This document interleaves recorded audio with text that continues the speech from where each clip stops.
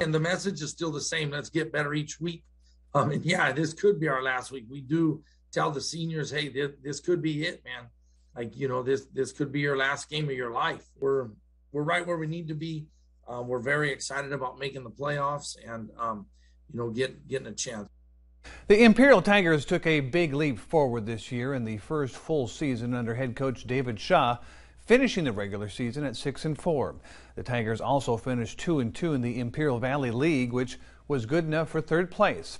The success also birthed a playoff spot as the Tigers find themselves on the road this Friday as a number 9 seed in the CIF San Diego Section Division 3 versus the 8-seeded Santana Sultans. One of the highlights of the season was taking down previously unbeaten Holtville in Week 6. That was followed by wins over Calexico and Southwest in the final 2 games of the regular season. The Tigers had to learn a new offensive system with a young squad. Now, in the meantime, it was the defense that stepped up, and it was a major factor in the Tigers' 6-win season. Now, heading into Friday's playoff game with Santana, head coach David Shaw says much of the weight will fall on the offense to get the job done. We're going to have to throw the football. Our freshman quarterback, Reese Vindiola, he's done a great job. He's growing every week. So he has gotten better every week. He's improved. I know our defense is going to come out and play.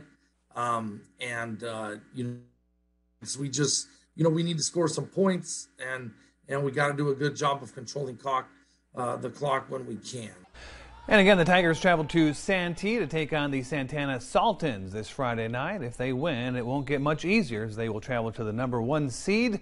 That would be Mount Carmel next week. Again, here's a look at the prep football matchups this Friday in the CIF San Diego Section Division 3 playoffs. It's the Brawley Wildcats, the 6th seed, hosting the Westview Wolverines from Warren Field. Also from the Imperial Valley, you just heard them, the D3, the Imperial Tigers, the number 9 seed at 6-4. They will be on the road in Santee to take on the 8th seed Santana Sultan. See all the highlights on the Varsity Blitz. In Division 2, the Central Spartans will play Otay Ranch. And in Division 5, the Calexico Bulldogs have the 6th seed. They will host the Maranatha Christian at Ward Field on Friday. Now, the winner of that game will advance to play Holtville next week.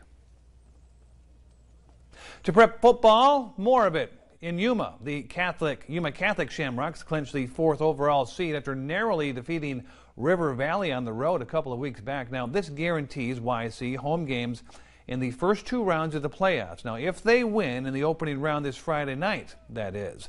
Looking ahead at their first round opponent, Rocks head coach Rhett Stallworth assesses the Payson Longhorns from both sides of the football.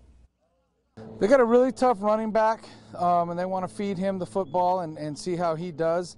At the end of the day, they're not used to throwing the ball very much, so they definitely want to establish the run. And, we hope that we can just get out there and take that away from them and force them to throw the football. As far as defensively, I'm sure we'll see some new things. Each week we tend to see new things from people in what they're drawing up to stop our passing attack. The Rocks are still not completely healthy. They're hopeful for some of their key position players to be back at full strength very soon. Among them are Jackson Jones and Kofa transfer Zach Castaneda.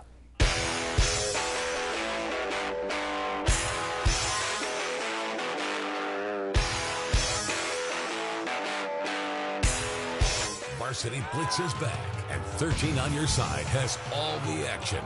And catch the Varsity Blitz tomorrow night and tomorrow evening at 6 o'clock. I'm back on the road. Tomorrow evening, you can catch me live during the 6 o'clock newscast from Ricky Gwynn Stadium as the Yuma Catholic Shamrocks. You just saw them. They host the Payson Longhorns in the opening round of the Class 3A AIA playoffs. I'll have your pregame forecast and an on-the-field interview with Rocks head coach Rhett Stallworth on the road this Friday live from Yuma Catholic High School during our 6 o'clock newscast.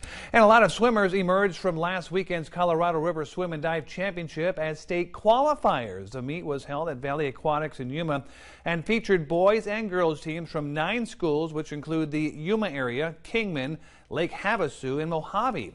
The annual event acts as a regional qualifier meet for swimmers to qualify for the state tournament based on swim times set by the state from the previous year. The Cibola girls team once again took the cake, as they've done for the last 4 years now. Meanwhile, the Raider boys also won as a team, seemingly coming out of nowhere. Cibola head coach Bradley Broshot shares how proud he is of his swimmers' performances. I'm very proud. They really bought into we have a group of freshmen that just really, the freshman boys that just bought into the program. They worked their tails off. They really have made us proud. In all, Cibola will send 16 girls and boys swimmers, including alternates, to the state meet. Gila Ridge will send 14. The state meet is this Friday and Saturday at Skyline Aquatic in Mesa. And the Kofa High School Marine Corps Junior Reserve Officer Training Corps Rifle Team recently brought home first place in the Carver Mountain Rifle Tournament at Cesar Chavez High School in Laveen, Arizona. It was the first AIA competition of the 2021-22 school year for the team, which regularly contends on a national level. Congratulations to the Kofa Kings. And a few local notes to pass along in prep volleyball in CIF San Diego Section Division 5. The Central Spartans square off against the Kearney Comets at Canyon Crest Academy at 4:30. This weekend, the AWC men's and women's soccer teams are in Utah to face Salt Lake Community College for the District 1 championship. And the AWC women's basketball team will also be in Utah this Friday and Saturday for the Snow College Classic.